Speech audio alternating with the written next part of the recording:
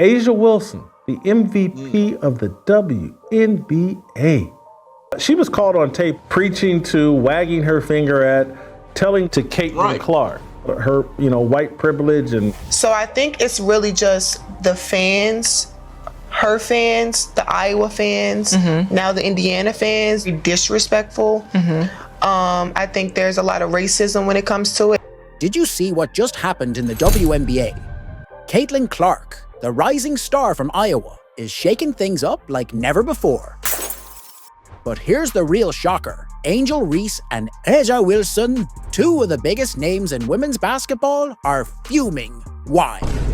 Because this white girl from the Midwest is stealing their spotlight. The MVP of the WNBA, the greatest player in women's basketball that nobody cares about. You might be thinking, is this just about basketball, or is there something deeper going on? We're about to dive into the drama that's got everyone talking. What's really behind the established star's reaction to the new kid on the block? Is it jealousy race? Or is Clark just that good? Let's break it down and see why this rookie arrival is causing such a stir in the WNBA. A'ja Wilson has had the most difficult season of her career. She couldn't get the credit she deserved because Caitlin Clark showed up, and this is proof that her life is 10 times as hard as, to get the same credit. She's MVP of the league, I think, for the third time. She's won 2 championships. She's got a statue at the University of South Carolina. Have we not done enough to celebrate A'ja Wilson? Have you contributed to her life being 10 times as hard? You might be thinking Caitlin Clark's just another overhyped rookie. But let me tell you, she's setting the WNBA on fire. This Iowa sensation didn't just step into the league. She exploded onto the scene. And guess what? A'ja Wilson couldn't help but notice. As Clark's star began to rise, Wilson saw the attention shifting, and you could practically feel the tension building. Well, look, I want to be a little sympathetic towards Miss Wilson. After all, for the first time in a long time, people were actually watching her play basketball, so that added stress of the much bigger audience certainly... Now, everyone had sky-high expectations for Clark's WNBA debut, but did she live up to the hype? Oh, you better believe it, in her 2024 SE season. She averaged a jaw-dropping 19.2 points, 5.7 rebounds, and 8.4 assists. That's not just good, that's Rookie of the Year material. Right there, and remember, we're talking about the WNBA, where the competition is fiercer than ever. So sexuality. Caitlin Clark is a white heterosexual woman in a black lesbian league, and they resent and are jealous of all of the attention and the shoe deal that she got. But here's where it gets really interesting. Caitlin Clark isn't just outperforming other rookies, she's giving veteran players a run for their money. Her scoring average is leaving most rookies in the dust, who typically score around 17 to 19 points per game. She's not just playing, she's dominating. And Angel Reese is better than Caitlin Clark, is saying Rodman was better than Michael Jordan, or Ben Wallace was better than Kobe, or even Andre Drummond was better than LeBron. Can we talk about that game-winning three-pointer against the Liberty Clark? Didn't just win the game, she made a statement. Fans went wild. Analysts couldn't stop talking about it. And suddenly, everyone was tuning in to see what Clark would do next. She's having impact on her team that nobody else in the league is having on her team. This is a team that went 13-27 last year. And suddenly, the Indiana Fever are the hottest team by far in the league. But it's not just about the numbers. Clark's got this unique style that's captivating fans and frustrating opponents. One coach said, Caitlin has a way of making the game exciting and relatable, which is crucial for the growth of women's basketball. She's not just playing the game, she's changing it, and others are playing victims. I don't understand this line of thinking. I don't think it, as you said, it doesn't fit the day and age in which we're in. And then the other thing, and I think this is probably the worst thing, it engenders not just a sense of victimhood, but a sense of envy and ingratitude. Because you can never be thankful for where you are, because you're always saying, well, if I was only white, I would be even further. Now, you might be wondering how all this success is affecting the league. Well, let me tell you, it's like nothing we've ever seen before.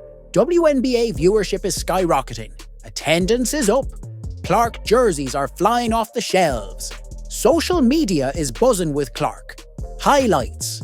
She's not just a player, she's becoming a phenomenon. But here's the kicker. All this attention isn't just benefiting Clark, it's bringing more eyes to the entire league.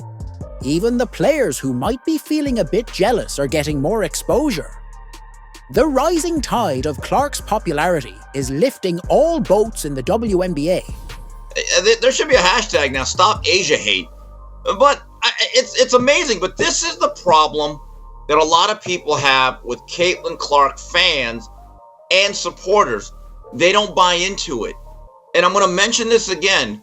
One of the more interesting aspects of this fanhood is that some of the biggest supporters of Caitlin Clark are not whites.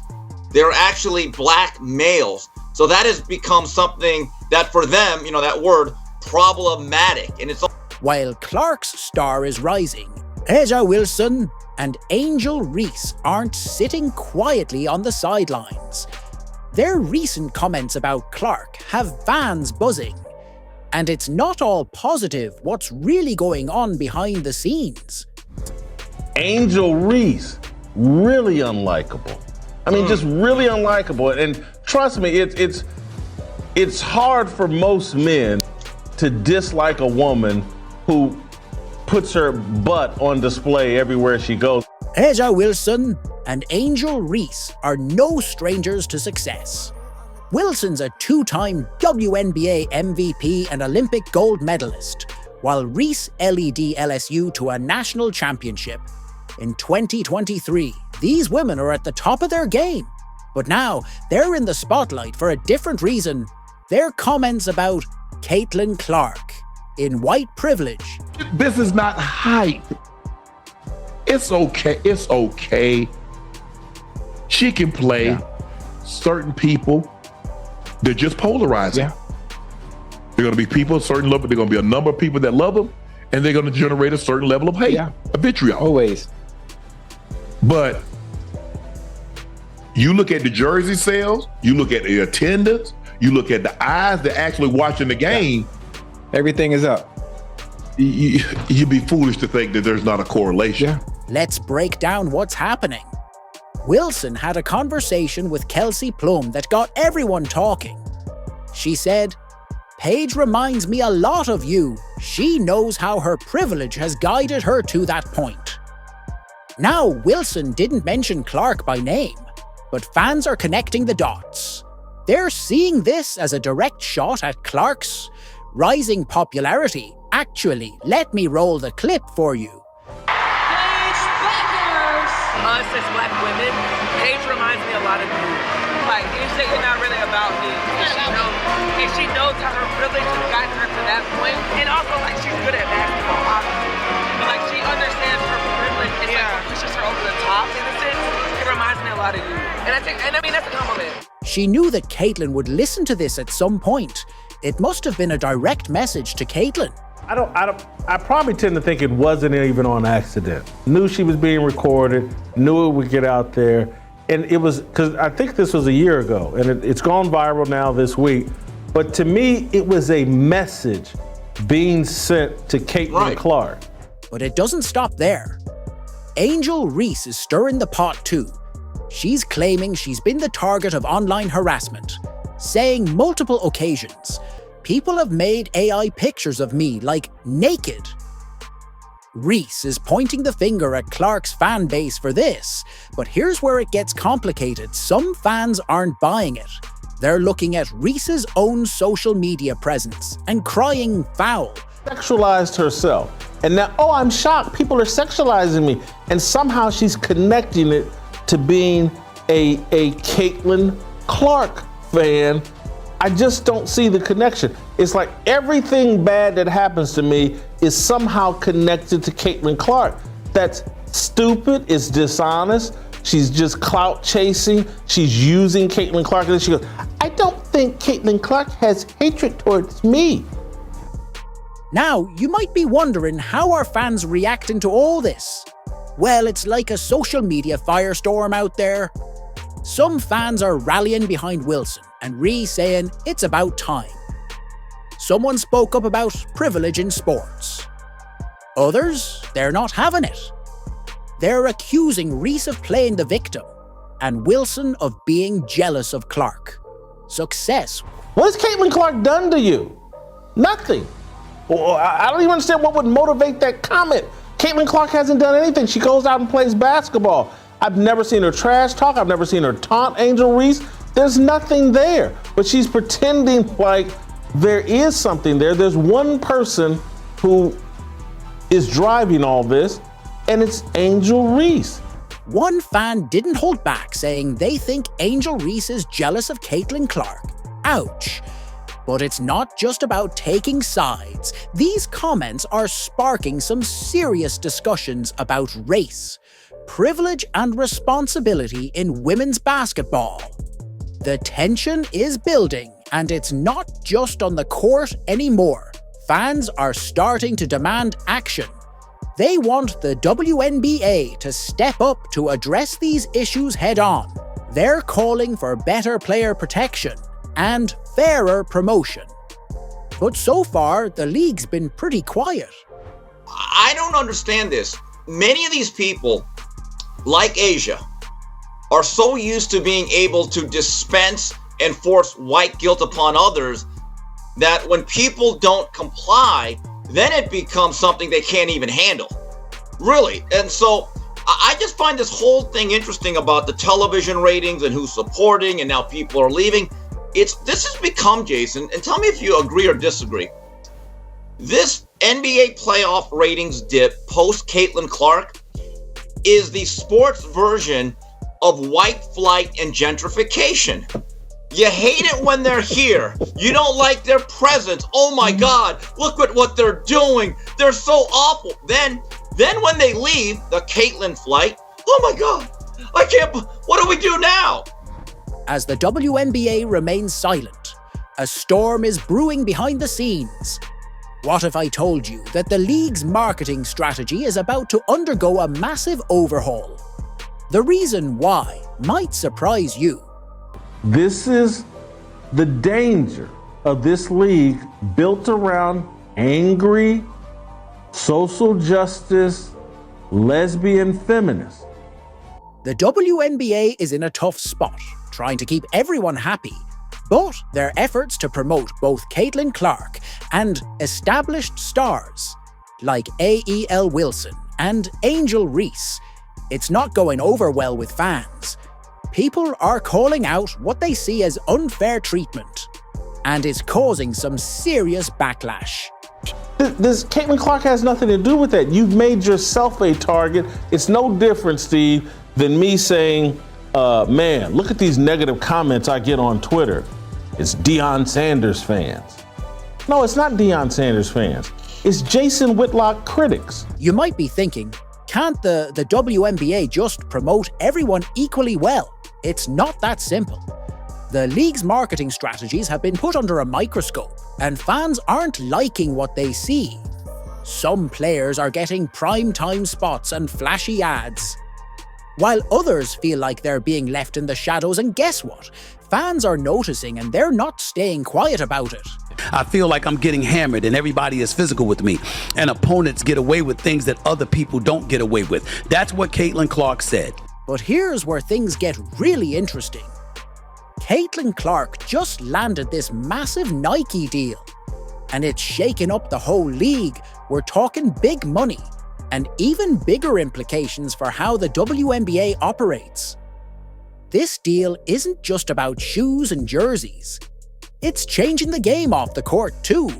Other players are watching closely, wondering if they'll get their shot at similar opportunities. But because of all the attention Caitlin is getting, Nike decided to be silent about Caitlin Clark and promote Angel Wilson so they can get some woke points. And why Nike has been reluctant to take advantage of Caitlin Clark. Because they have. There has been no Nike commercial for Clark as a pro. Let that sink in. No Caitlin Clark commercial. She's had 4 years of being the biggest star in all of sports, driving all these television ratings. No Nike commercial. Nike, an organization that got her on a bargain basement deal and is telling her, well, we're going to wait to promote you until we're done promoting A'ja Wilson. And she's in the middle of all of these racial discussions that she has nothing to do with, wants nothing to do with, and then they're demonizing her fans. Now, you might be wondering, what's the WNBA going to do about all this? Well, that's the million-dollar question. There's talk of potential changes to WNBA policies, but nobody knows for sure what those might look like. Will they revamp their marketing approach, introduce new rules for player endorsements? The suspense is killing fans and players alike. Who is the real problem? Yeah. Caitlin Clark or Angel Reese? Because again, Angel Reese is undermining the league with her unlikability. The reason why people are jumping on board and everyone's is they finally found a player who's halfway likable in Caitlin Clark and who doesn't rub their wealth, privilege, and entitlement down everyone's throat and force it on like I'm supposed to be special. And it's not just about marketing anymore. Fans are demanding better protection for players and fairer promotion across the board. They're tired of seeing their favorite athletes caught in the crossfire of social media battles and want the league to step up. One fan even said, if the WNBA doesn't address this, soon they're going to lose a lot of supporters. The WNBA was not ready for this kind of spotlight. From commissioner to owners to GMs to coaches to some players, not all, some players have been doing fantastic this season and handling themselves with such grace. To some fans, to some referees, the WNBA was not ready. The media was not ready for this. It was an overnight success with the WNBA, and with that, there has been such a spotlight on the WNBA, something that these players, these coaches, the media have wanted for so many years, but were not prepared for the moment. The pressure is mounting, and all eyes are on the WNBA. How they handle this situation could make or break the league's future. Will they find a way to balance promoting new stars like Clark while keeping veterans happy, or will the tension continue to build? Kathy tweeted this. During a recent media interview, I was asked about the dark side of social media and online conversation about WNBA rivalries and race. To be clear, there is absolutely no place for hate or racism of any kind in the WNBA or anywhere else. While everyone's focused on the drama, something bigger is happening right under our noses. Did you catch the latest viewership numbers? They're not just bad, they're horrible. And it's just because Caitlin Clark is not playing anymore. Let's just say the ratings aren't the same with Caitlin Clark and the Indiana Fever now eliminated. Game 1 of the Aces Liberty matchup on Sunday drew an average of 929,000 viewers. That was down nearly 50% from last Sunday's Fever Sun contest. By the way, not only was viewership down, but attendance was as well. Let's talk numbers for a second. The WNBA has seen an explosion in viewership and engagement like never before when Clark started playing. We're talking record-breaking TV ratings, packed arenas, and social media buzzing non-stop. It's not just a spike, it's a whole new level of interest in women's basketball. The numbers don't lie here. It is not just a delusional fan base who is just delusional, but they're not really tuning in. No, these people are coming in waves to watch one player who has sold out every single arena that she has played in this season. The Fever attendance is 200,000 more people this season than any other organization. The Liberty is next at 400,000. 200,000 more people came to watch the Indiana Fever than any other team in the league. But here's the thing, with all this growth comes some serious challenges. The league's trying to keep this momentum going. While dealing with the drama, A.A. Wilson and Angel Reese are brewing. It's like trying to steer a rocket ship while the crew's arguing about who gets to S in the captain's chair. Angel Reese is the one that is going to hurt people's pocketbooks while Caitlin Clark is filling up people's pocketbooks. I mean, Jason, every time these ladies do not have to go on Frontier and Spirit and bring their boxing gloves and their headgear, they should do the Barry Bonds home run point. Or literally, I've said this before and I'll say it again. They should get a fat head on every plane of Caitlin Clark's mug. And every time they sit down, touch that face, just like a football team. Like, we will play like champions. Just touch that face, like, just give it a thumbs up. Like, way to go, white girl. Thanks. Caitlin Clark is starting to push A'ja Wilson for MVP of this league, and I am not exaggerating. She is starting to push A'ja. Wow, she's unlikable. That's the thing that I've learned. That she is more and more unlikable. She's abrasive. She's a race peddler. And she actually hurts the cause as the best player in the league. These ladies, and I'm a WNBA fan, it's been a good season. They cannot have this Caitlin Clark thing up any worse if they tried. If you got people in a room, if you got a bunch of dudes in a room and says, let's the WNBA, we couldn't have came up a master plan what these women have done.